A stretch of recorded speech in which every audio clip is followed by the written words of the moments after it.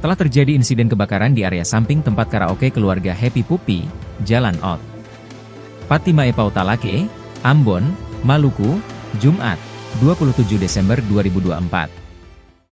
Musibah diperkirakan terjadi pukul 13.40 WIB.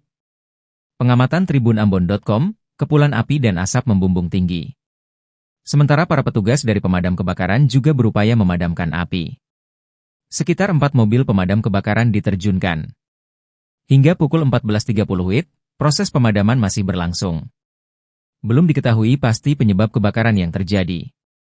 Adapun untuk jumlah korban terdampak masih belum diketahui.